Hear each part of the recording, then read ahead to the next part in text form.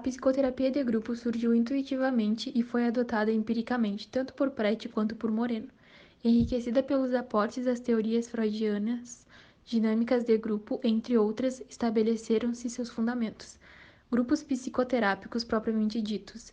Esse item refere-se basicamente ao enfoque teórico ao qual cada abordagem teórica está fundamentada: psicanalítica, cognitivo-comportamental, psicodrama e sistêmica. Terapia em grupo é um método de psicoterapia.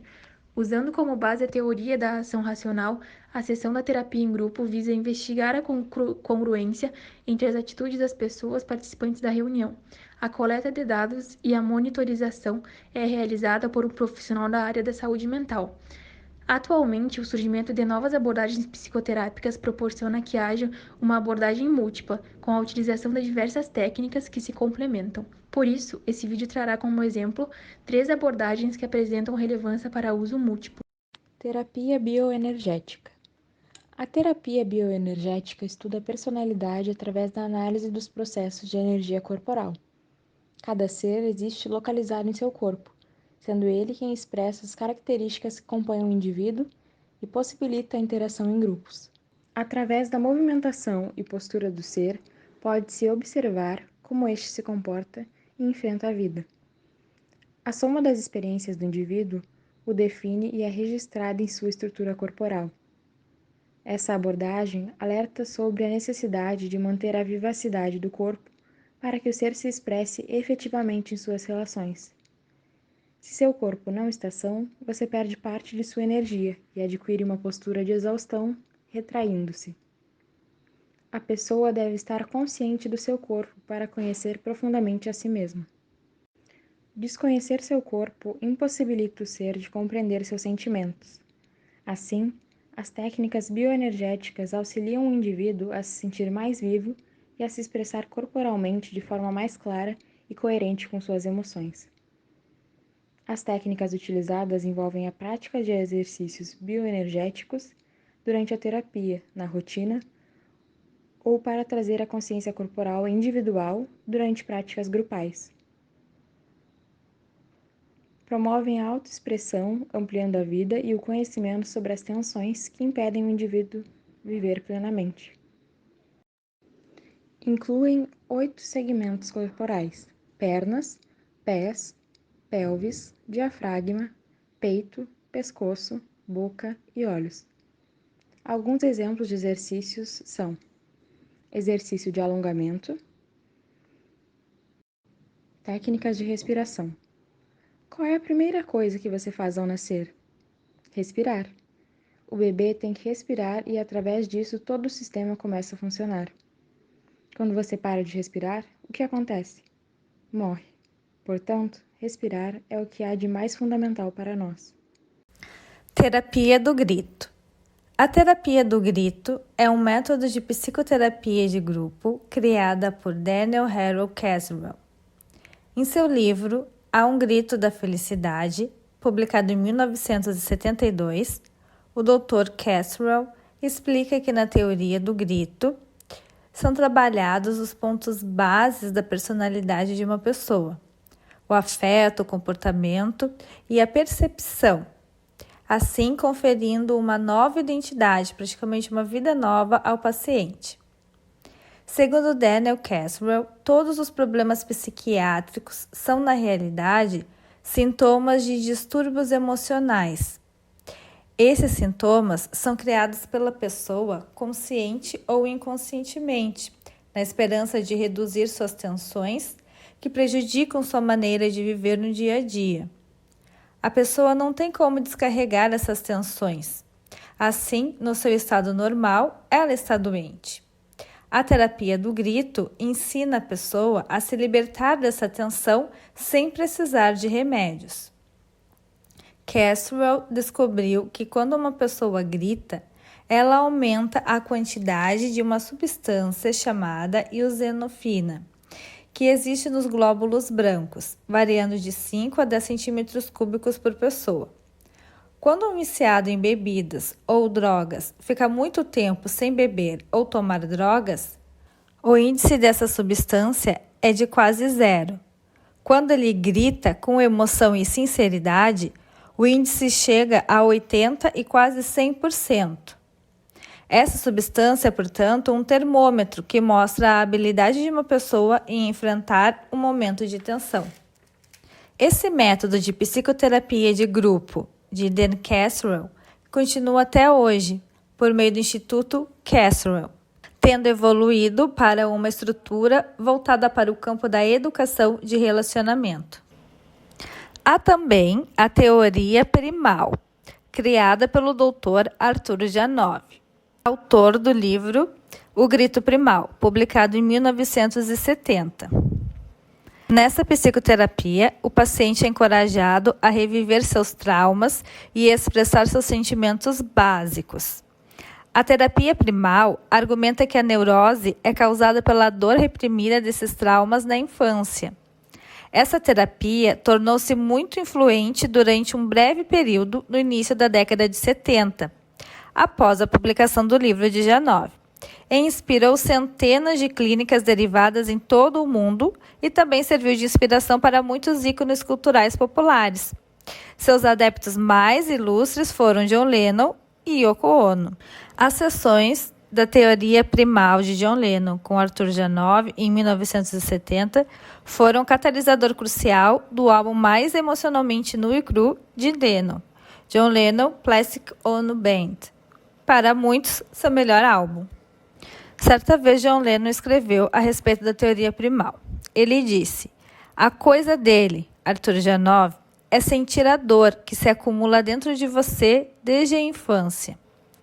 Eu tive que fazer isso para realmente matar todos os mitos religiosos. Na terapia, você realmente sente cada momento doloroso da sua vida, e é insuportável. Você é forçado a perceber que sua dor, do tipo que faz você acordar com medo, com o coração batendo, é realmente sua e não o resultado de alguém no céu. É o resultado de seus pais e seu ambiente. Quando percebi isso, tudo começou a se encaixar." Porém, anos depois, John Lennon se voltou contra a terapia, dizendo que o artista precisava saber lidar com seus demônios internos e trazer isso na música. Agora, uma curiosidade. Em meio à pandemia de Covid-19, a técnica terapia do grito se tornou um tanto perigosa, já que é através das gotículas expelidas pela saliva que o vírus se transmite. Foi então que na Islândia surgiu a ideia de instalar caixas de som em lugares paradisíacos, como o vulcão Snæfellsjökull, sem importunar nenhum vizinho. Qualquer pessoa pode gravar seu grito e enviar para a campanha Looks Like You Need Iceland. É só acessar o site oficial da campanha, gravar e enviar seu grito, que será enviado através da internet para uma das caixas de som da Islândia. As abordagens múltiplas. A abordagem existencial humanista na psicoterapia grupal. O humanismo surgiu nos Estados Unidos como um movimento de reação contra o determinismo do behaviorismo e da psicanálise ortodoxa. Carl Rogers foi um psicólogo norte-americano que desenvolveu a psicologia humanista baseada no indivíduo. Sua postura enquanto terapeuta sempre esteve apoiada em sólidas pesquisas e observações clínicas. Considerada uma terceira força na década de 50, após a Segunda Guerra, justamente uma época em que a vida era banalizada, essa abordagem veio como uma nova forma de entender o homem, um movimento de valorização da vida. A psicologia humanista utiliza um método de investigação descritivo centrado na pessoa. Ela lida com a totalidade de cada um, no processo de vir a ser, e não apenas um estudo do ser humano. O movimento humanista veio resgatar valores humanos esquecidos e reconstruir um novo foco ao homem. Nesta, o indivíduo é visto como um ser holístico, ou seja, como um todo, seu corpo, mente, espírito e emoções. O ser humano é considerado um ser único, com sua psique naturalmente saudável e como um indivíduo bom. O humanismo propõe uma abordagem terapêutica não diretiva e centrada na pessoa. Parte-se do pressuposto que é o indivíduo que possui a responsabilidade pela condução e pelo sucesso do tratamento. A abordagem existencial humanista é um modelo que reflete bem a terapia de grupo contemporânea, onde as questões existenciais são de grande relevância em vários grupos e grandemente valorizada pelos membros. A partir do final dos anos 60, o interesse de Carl Rogers pelo aconselhamento e pela psicoterapia individuais deslocou-se e concentrou-se cada vez mais nos grupos, com os quais já vinha trabalhando, principalmente na formação de psicólogos e psicoterapeutas. A crescente dedicação de Rogers ao trabalho com grupos veio acompanhada de uma atenção também ao tema da necessidade de maior liberdade nas instituições educacionais. Em 1970, Rogers propôs a denominação abordagem centrada na pessoa, que abrangia a atuação do psicólogo em vários campos, como na educação, na facilitação de grupos e na resolução de conflitos.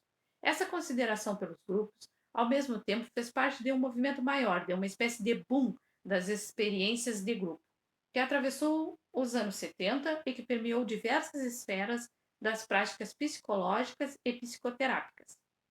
Quando Carl Rogers criou o grupo de encontro, na segunda metade do século XX, já havia várias experiências importantes na psicologia de grupos, com especial destaque para o pioneirismo de Jacob Levi Moreno e os grupos de treinamento. Mas foi Rogers o primeiro no campo da psicologia a propor grupos não diretivos. Um grupo de encontro é uma reunião de pessoas que se encontram para expressar suas ideias, sentimentos, emoções, desejos, medos, silêncios. É um ambiente de acolhimento, confiança e segurança, no qual cada um pode expressar o que de fato sente a cada momento. O psicólogo desenvolve o papel de facilitador desse processo. Tal como na abordagem centrada na pessoa individual, os grupos não possuem o direcionamento por parte do terapeuta, ou seja, o cliente possui um papel ativo no formato que a terapia terá. Contudo, no grupo de encontro, essas características da abordagem centrada na pessoa é acentuada, visto que o grupo adquire um empoderamento a partir do qual, literalmente, o terapeuta passa a ser um dos membros do grupo. À medida que os participantes se sentem mais seguros, o grupo se torna mais seguro e vice-versa.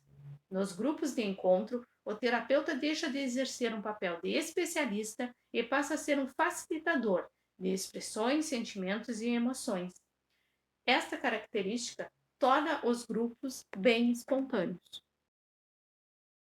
A análise transacional é um método psicológico criado em 1956 pelo psiquiatra Eric Berne, informalmente conhecida como AT, estuda e analisa as trocas de estímulos e respostas ou transações entre indivíduos. O nome original é Método Transactional Analysis. O objetivo dessa teoria é analisar e estudar pensamentos e sentimentos e comportamento das pessoas diante das trocas de estímulos e respostas obtidas durante o contato entre elas. O autoconhecimento é muito importante para estabelecermos boas relações e conexões mais duradouras e positivas com outras pessoas e outros grupos, desde o trabalho até o âmbito familiar. Pois o relacionamento interpessoal, assim como pode trazer alegria, também pode trazer dificuldades em relação a como iremos lidar com o comportamento e opiniões daqueles com quem precisamos manter contato. E isso demanda muito controle sobre nossos sentimentos e atitudes. E para esse controle, é preciso que conheçamos a nós mesmos. E esse é o objetivo da análise transacional, conhecermos a nós mesmos. Uma característica dos grupos DAT é que o terapeuta age de modo natural e fala da mesma maneira que os integrantes do grupo, trazendo assim mais abertura entre eles.